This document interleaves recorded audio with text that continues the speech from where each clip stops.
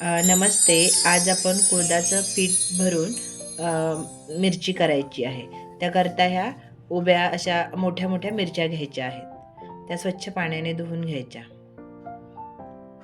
आणि आपण त्याला अशी मध्ये चीर द्यायची, असं मध्ये कापून घ्यायचं. अशा सगळ्या मिरच्यांना असंच कापून घ्यायचं. हे बघा, अशा पद्धतीने हे कापून घ्यायचं. अशा सगळ्या मिरच्या कापून घेऊयात आपण. आता त्या साईडचं साहित्य बघूयात.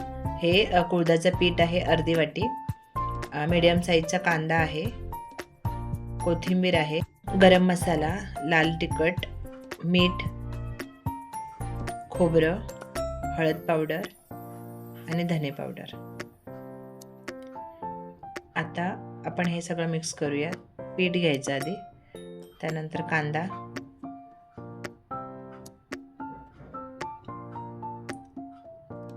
कोथिंबीर सगळं एकत्र करायचं आपण. आता लाल तिखट आहे, कांदा लसूण मसाला, गरम मसाला, चवीनुसार मीठ, खोबरं,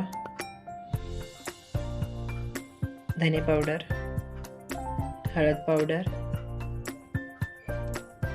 आता तवा गरम करायला ठेवूया. तवा चांगला तापवून द्या.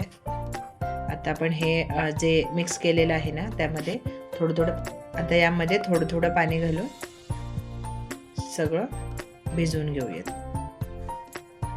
थोडं थोडं पाणी घालायचं. जास्त पण पातळ करायचं नाही, कारण आपल्याला मिरचीमध्ये भरायचं आहे.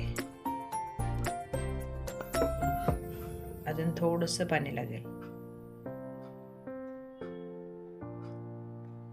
चांगलं मिक्स करून घ्यायचं. बस, आता इतकंच पाणी पुरेसं आहे.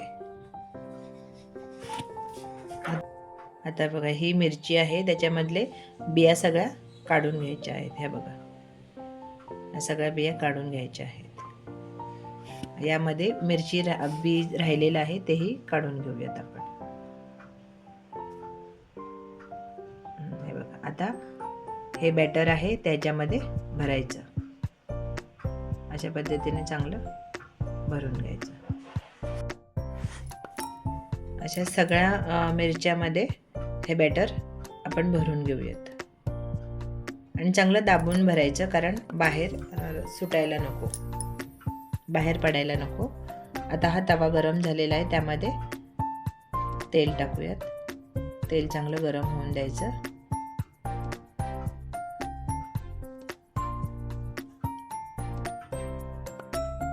आता हे आपण सर्व मिरच्या भरलेल्या आहेत, त्या एक एक तव्यामध्ये सोडायच्या. हे बघा, अशा पद्धतीने सगळ्या मिरच्या एक एक करून सोडून घ्यायच्या.